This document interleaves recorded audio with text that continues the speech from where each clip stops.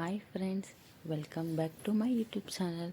ఈరోజు Sunday special నేను మీకు మటన్ దొరికే కర్రీ ఎలా చేయాలో చూపిస్తాను.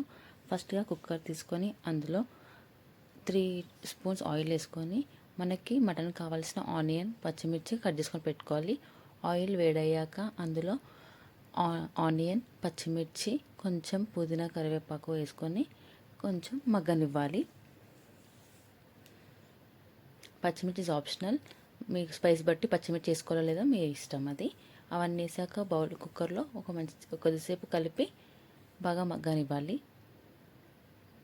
దాని తర్వాత జింజర్ గార్లిక్ పేస్ట్ యాడ్ చేసుకోవాలి. అందులో జింజర్ గార్లిక్ పేస్ట్ వేసాక మనం ముందుగా తెచ్చుకున్న మటన్ని మంచిగా వాష్ చేసి పెట్టుకొని ఆ మటన్ని మొత్తం కుక్కర్లో వేయాలి.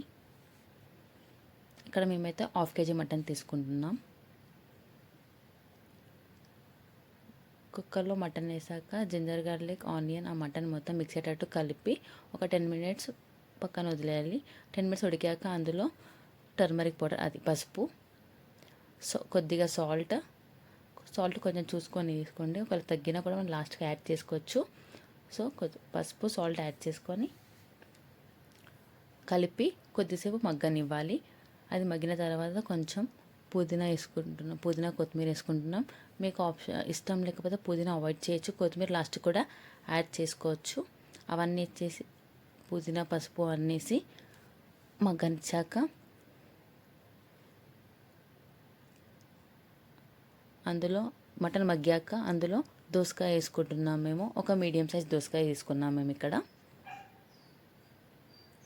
దోసకాయ మటన్ బాగా కలిసేటట్టు కలుపుకొని పక్కన పెట్టుకొని ఒక 5 minutes పక్కన పెట్టుకున్నాక దోసకాయ ఉడికినాక అందులో మనము కారం పొడి ఇంకా గరం మసాలా వేసుకొని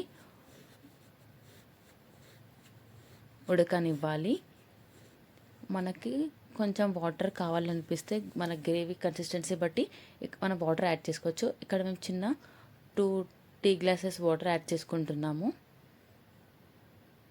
ఆ వాటర్ కూడా మీ గ్రేవీ కన్సిస్టెన్సీ బట్టి మీరు యాడ్ చేసుకోవచ్చు.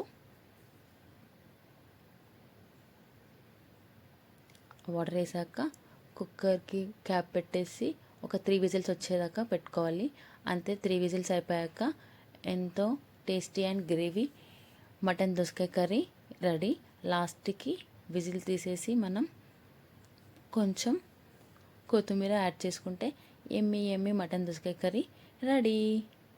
నచ్చితే